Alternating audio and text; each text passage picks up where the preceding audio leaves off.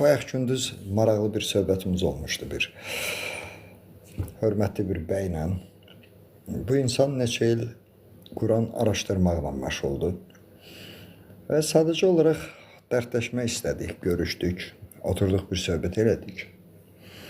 Və söhbətimiz əsnasında maraqlı məsələlər ortaya çıxdı. Əgər xatırlayırsınızsa, bir neçə gün öncə biz İslama gəliş barədə söhbət edirdik ki, əslində hansı şəkildə gəlmək daha düzgün olar.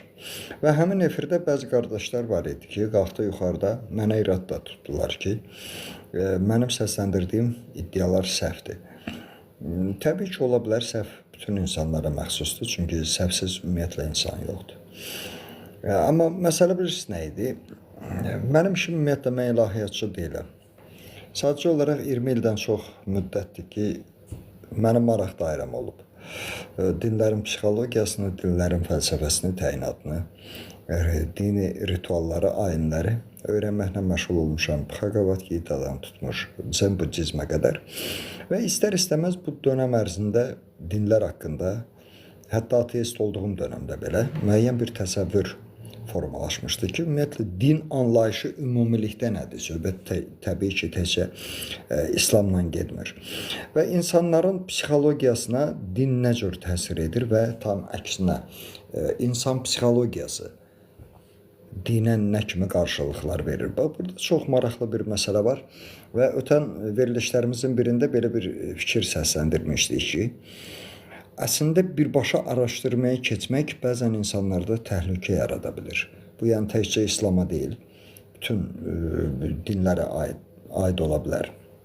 Məsələ ondadır ki, demək bu insanla danışdıq və məlum oldu ki, hətta belə bir söz də işlətdi ki, bu insan, mən dedi, hər gün 7-8 saat ərzində, yəni Quran araşdırması ilə məşğulam və o insanın fikrincə, ümumiyyətlə, bu insan o mövqeydədir ki, Quranda ümumiyyətlə namaz anlamı ritual mənasında deyil, həc deyilən bir şey yoxdur, cənnət və cəhənnəm hamısı bu dünyada da axirət yoxdur, yəni ruh deyilən bir anlam yoxdur, bu sadəcə olaraq orqanizmimizdə baş verən bir prosesdir və s. və s. və s. və bütün məsələləri çalışırdı elmi tərəfdən bağlasın, izah eləsin. Dinlədim və ona bir sual verdim ki, sən gündə 7-8 dəfə, 7-8 saat işləyirsən Quranın üzərində. Təbii ki, bu insanın başının ucalığıdır, insan bilik bazasını artırır, insan anlayışlı olur. Dünyada baş verən proseslərdən və s. və s. və s. Sadəcə olaraq ortaya maraqlı bir sual çıxdı. Bəs o zaman bax deyirsən ki, dini ayinlər yoxdur, axirət yoxdur, cənnət yoxdur, cəhənnəm yoxdur, ruh yoxdur və digər tərəfdən sənin ibadətin nədən ibarətdir?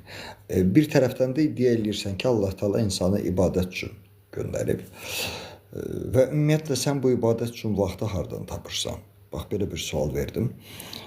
Başladı danışmağı ki, elə mənim ibadətim Quran dərk eləməkdir, Quranı araşdırmaqdır və s.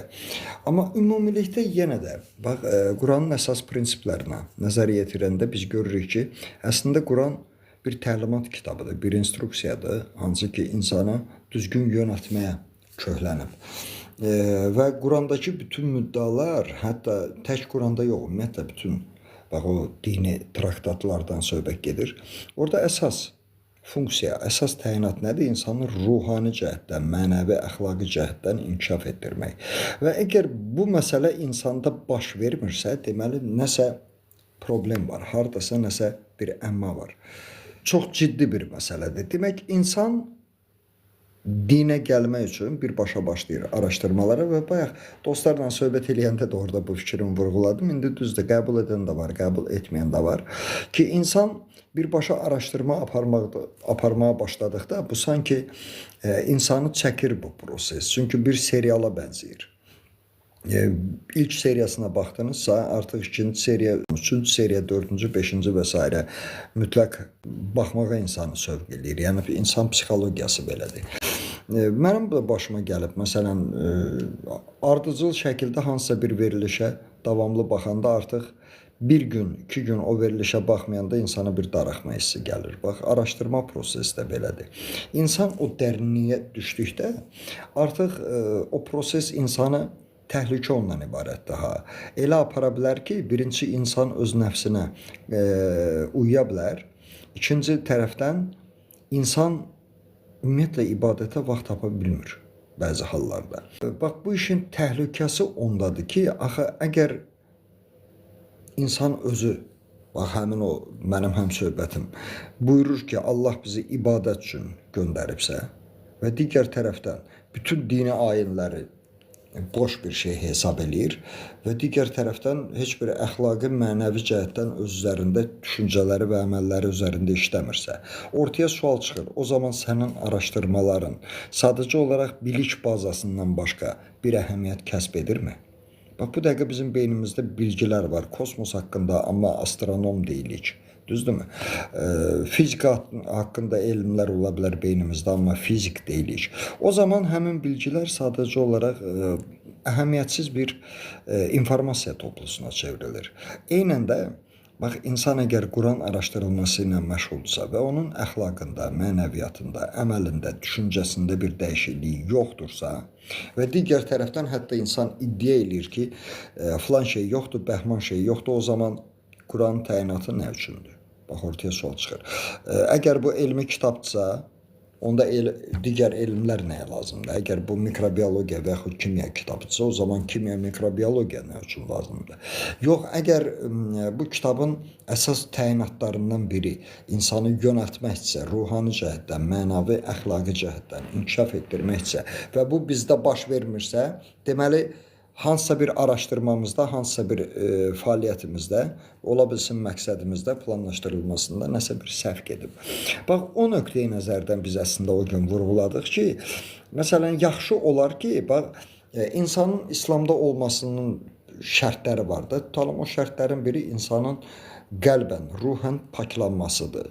Düzdürmü? İnsan keçmişini arxada qoyub İslam'a gəlsə daha yaxşı olar. Ondan sonra ibadət məsələləri ortaya çıxır. İbadət dedikdə təbii ki, tək dini ayinləri yox, eyni zamanda insanın əməl və düşüncə tərzini nəzərə alırıq və eyni zamanda insan ümumilikdə öz həyat tərzinin keyfiyyətinin artırılmasında nəsə bir məqam ortaya qoymalıdır ki, bax, mən həyatımı dəyişdim və bunun nəticəsində bax, bu ortaya çıxdı. Düzdürmü? Və ondan sonra artıq insan keçməlidir araşdırmağa. Yəni, ardıcıllıq belə olmalıdır ki, sadəcə olaraq bu araşdırma prosesini elə planlaşdırmaq lazımdır ki, o bizim ibadətimizə, bizim inkişafımıza mane olmasın. Ona görə daha məntiqə uyğun olar ki, insan birinci öz düşüncələri üzərində biraz işləsin, çalışsın, biraz tövbə eləsin.